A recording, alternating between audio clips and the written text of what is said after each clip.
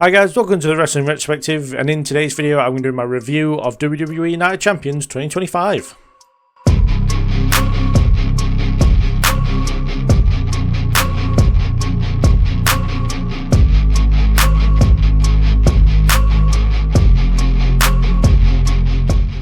So first up on the card we had the King of the Ring finals where Cody Rhodes defeated Randy Orton and will receive a WWE Championship match at SummerSlam.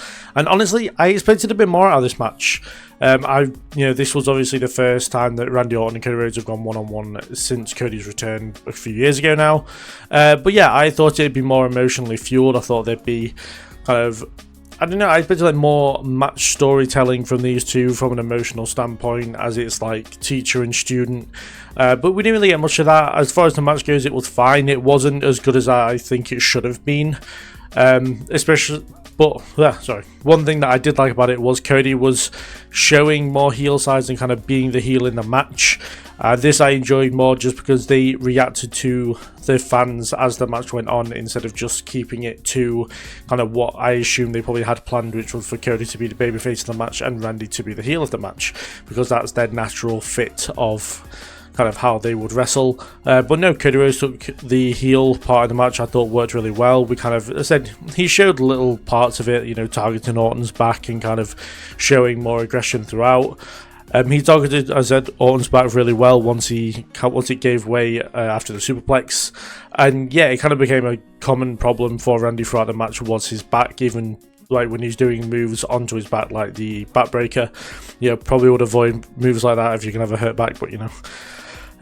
But yes, after the match as well, Randy Orton looked visibly pissed off. I don't know whether that might lead to a heel turn. I would find it very funny. Like, I don't know, not funny in like a mocking way, but kind of a way of like funny in a way of laughing at fans who take this maybe a little bit too seriously. If Randy Orton is the one to cost Cody against Cena at SummerSlam, because the one consistent that we've seen throughout these John Cena matches that somebody, we don't always know who, is going to help John Cena in some kind of way. Obviously, it was R-Truth against Randy Orton. Obviously, here in the match later on that we'll talk about, it was obviously Seth Rollins. So yeah, we kind of get that kind of the Cena matches being we don't know who it's going to be, who's going to interfere to help Cena. I feel like there's a chance Randy Orton could help John Cena retain the championship, which is obviously not what he wants, but if he's pissed at Cody, he's me targeting Cody afterwards. And I think it would also throw a bit of a curveball at people who assume that Cody's going to be the one to beat Cena for the championship. If Orton costs him, then we don't know who's going to take the title from Cena, because you got to assume that that'll kind of ride Cody off for the rest of the year almost, having a feud with Randy Orton. But yeah, I'd say the result overall, though, it didn't shock me at all. It doesn't surprise me. Obviously, Cody Rhodes was the obvious choice of winning King of the Ring as soon as we realised he was on the bracket. And yeah, I feel like it's an accomplishment he didn't really need. You know, they could have given that to maybe Sami Zayn or somebody on Raw to face the World Heavyweight Champion. You know, we know that Cody's already pinned John Cena, so like they could have just run with that as far as the championship match goes for Cody. But I suppose like people can't say he hasn't earned it by him going through King of the Ring. But yeah, it felt like we probably should have given this to somebody else, and he was a very obvious choice of winner, which kind of took away from this a little bit. But yeah, I said overall, as I said, this was a fine match. There was nothing really wrong with it.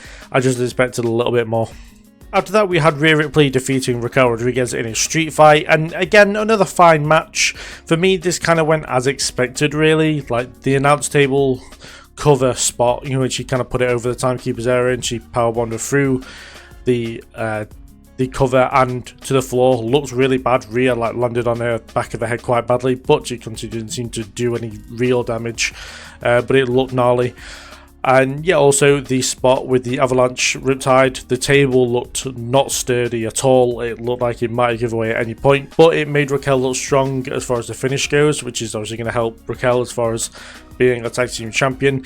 I did expect Roxanne Perez to do a lot more here. She had a little bit of involvement, and then Rhea kind of took her out in the bin. Didn't took her out in a bin, but she put a bin over her and then kind of took her out that way. I would have probably had Roxanne do a little bit more to help Raquel, so that would convince her more to give her the tag team championship. And yeah, I feel like, though I don't think that Raquel probably would have won this one anyway, just a little bit more involvement from Roxanne probably would have helped, but we'll see how that story plays out on Raw.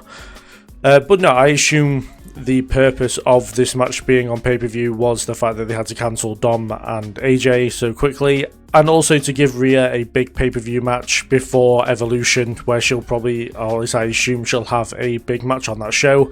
So yes, this match served its purpose very, very well.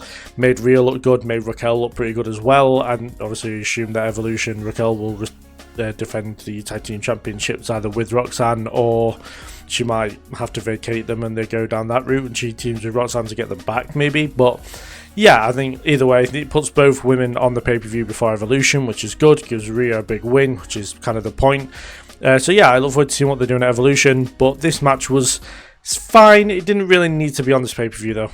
After that, we had Sami Zayn defeat Karrion Kross, and I mean, I'm not going to sit here and act like I'm not incredibly disappointed that Karrion Kross lost. You know, I feel like a win would have done him the world of good, but it's Sami Zayn in Saudi Arabia. He was never going to win. I fully backed Sami from a predictions point to get the win here, and I'm not surprised at all. But I really feel like the referees and WWE and pretty much wrestling in general need to sort out this rule on what counts as a pass out in submissions, because sometimes they do the thing where they lift the arm and there has to be a 3 count of the arm.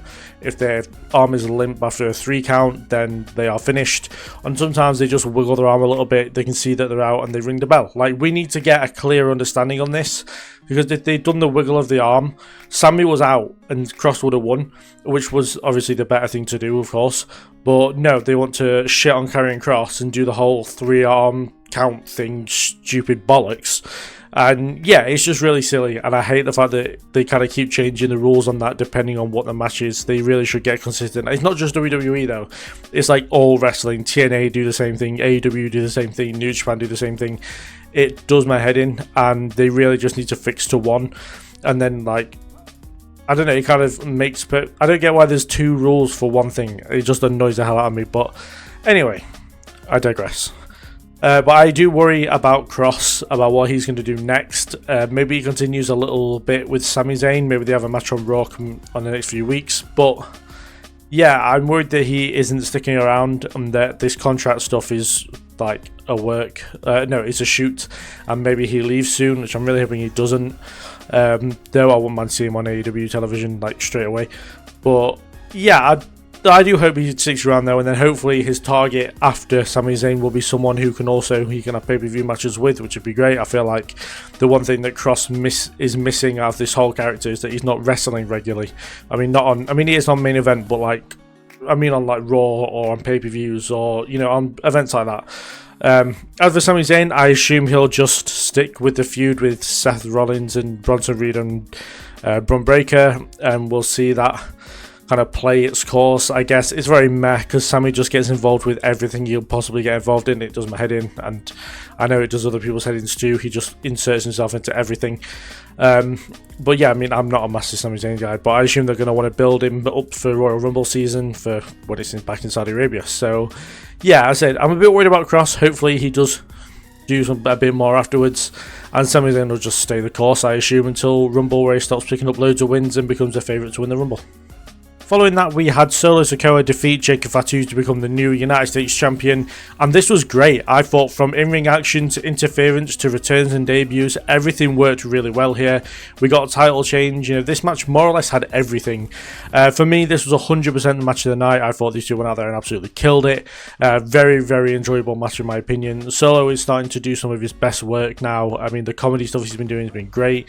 He's been very entertaining these past few months, and now he's won his first singles championship on the main roster. I know he was a North American champion, but that didn't last very long, and he just like gave the title back and vacated it when he came up to the main roster, which I think was silly because like Dom had it on the main roster. But either way, I do think Fatu will probably win the title back fairly quickly. I can't see Solo going on a big run with it. It wouldn't surprise me if Fatu won it back at SummerSlam, maybe, and I'm really hoping it's going to be a tribal combat match. I feel like that would fit kind of the story of this so far really well. But yes, we saw the return of Tonga Loa, which, you know, obviously good to see an all-time great back in the company. And we saw the debut of Hikuleo, or I hear, or at least they might have said it on commentary, is Talalo. Oh my god, this is going to be a right tongue twister. Tala Tonga, which I mean, fair enough, it fits the thing quite well. Very much looking forward to seeing Tama Tonga get back, so then the tag division can be complete on SmackDown with the Bloodline, or the Tongans been in there with them as well. But yeah, the aesthetic at the end, seeing Solo, JC Mateo, Hikuleo or Tama Tonga and Tonga Loa all together looks very, very good. When they add Tama Tonga back, I think it'll look like an awesome team. I feel like there's something that could end up controlling SmackDown once again, which I think is something that SmackDown very much needs now it's going back to 2 hours. But yeah, I said nothing bad to say about this one at all. I look forward to seeing what's next in this feud, and yeah, absolutely fantastic performance from both Solo and Fatu. It was by far Solo's best match to date in my opinion. After that, we had the Queen of the Ring tournament finals, where Jade Cargill defeated Asuka to become Queen of the Ring and to get a title shot for the WWE Women's Championship at SummerSlam. And yeah, this match was okay, arguably the weakest match on the card, but it wasn't terrible. But speaking of terrible, the crowd in this match was awful. They more or less ruined this match in some points, especially when it came to the finish. It was very clear that the fans did not give a shit about this match at all. They kind of piped up a little bit when Asuka was on the offense, but for Jade Cargill they had absolutely no care in the world for.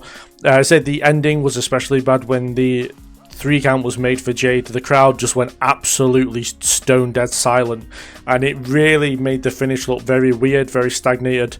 And yeah, there was kind of like a weird feeling. Me and my brother looked at each other as if something might have gone wrong, but it turns out the crowd were just absolutely, like, I don't know like how to describe how they were. They were just completely silent. It was very bizarre. They didn't care for the promo after the match where like Cargill was trying to, I assume it was a empowering women speech, probably, I assume, or empowering role model speech, which the crowd had absolutely no care in the world for. I'm pretty sure I saw like a ton of people just stand up and start walking away to probably go get a beverage or for a piss.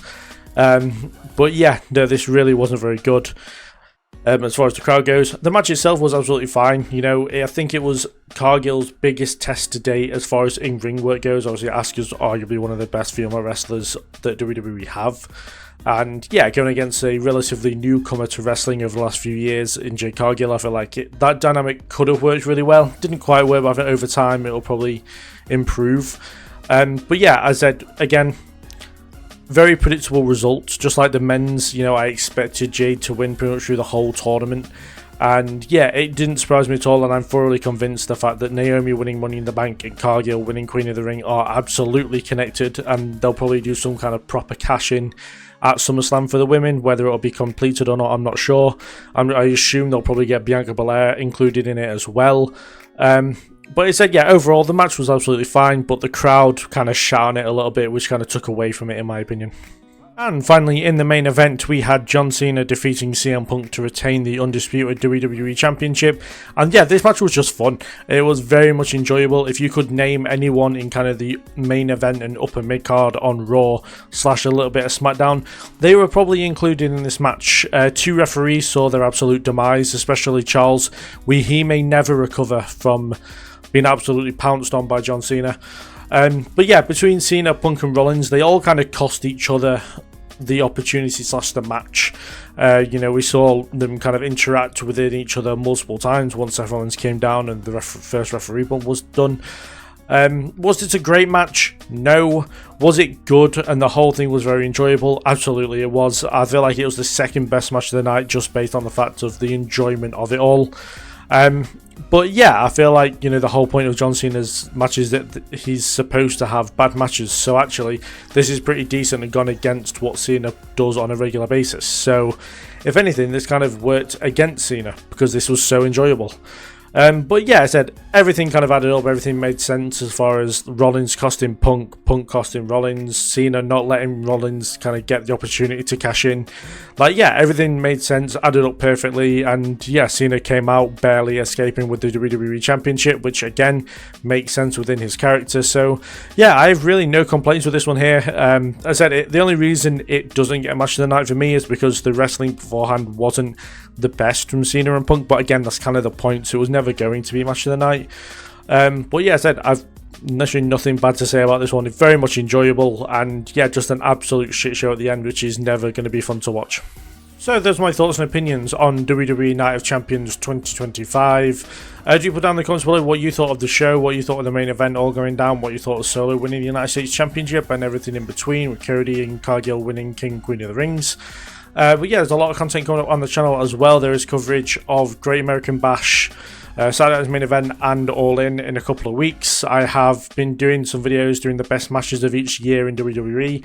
They will continue, so if you're enjoying them, do let me know down in the comments, and they will continue, as I will, well, they'll continue anyway, but, you know, I'll go even further down the list of years I've got written down, like all the way up to 2011, so, you know, if you want me to keep going further back, I'm absolutely up for doing that. But yes, also my matches, my Wrestlers of the Year, no, nearly there. Wrestlers of the Month is going to be out in a couple of days, as well as my top matches of the half year, so what I think matches of the year could be so far, and some of my biggest talking points of the year of wrestling so far as well. So a lot of content coming up on the channel, as well as coverage of the very busy weekend in a couple of weeks. So yeah, if you do enjoy all that kind of stuff, do subscribe. I'm trying to get to 1,000 subscribers before SummerSlam. And yeah, do like the video if you enjoyed it. Do stick around and subscribe if you enjoyed all this kind of stuff. Thank you very much for watching, and I'll see you guys in the next one.